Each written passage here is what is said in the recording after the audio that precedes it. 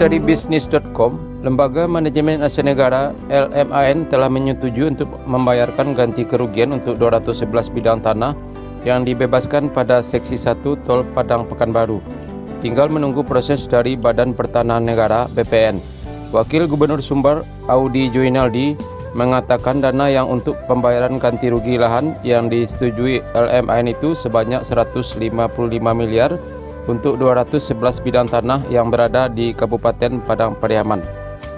Hal itu dijelaskan Audi Joinaldi dalam rapat koordinasi Jalan Tol Padang Pekanbaru Seksi Padang Sicincin di Aula Kantor Gubernur Sumatera Barat pada Rabu 13 Oktober 2001 beberapa hari yang lalu.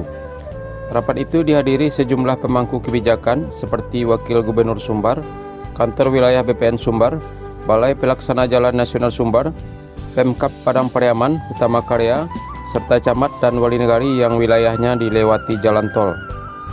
Dan kami juga sudah berkomunikasi dengan Direktur LMAN, Basuki Purwadi, tentang ganti kerugian tanah masyarakat yang terdampak tol.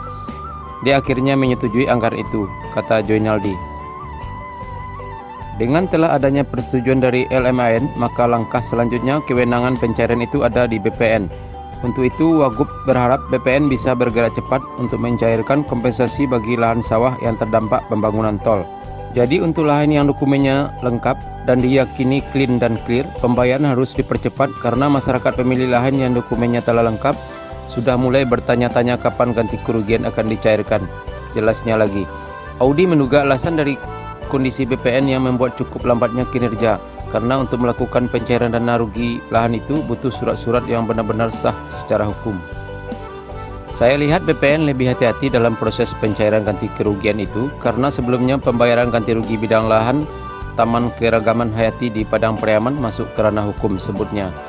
Namun yang jelas kita di Pemprov tetap berupaya semaksimal mungkin agar tol Padang Pekanbaru ini bisa tetap dikerjakan, sambungnya.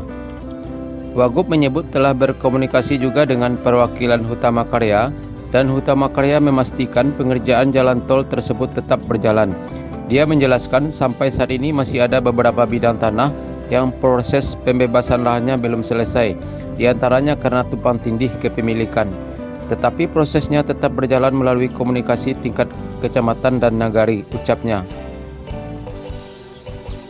Bagaimana pendapat dan komentar Dunsana Sadonyo? Silahkan tulis di bawah. Dan bagi teman-teman dan Dunsana yang belum subscribe channel ini, silahkan di subscribe dulu dan tekan tanda loncengnya agar tidak ketinggalan berita dan info terbaru dari kami. Terima kasih. Assalamualaikum warahmatullahi wabarakatuh.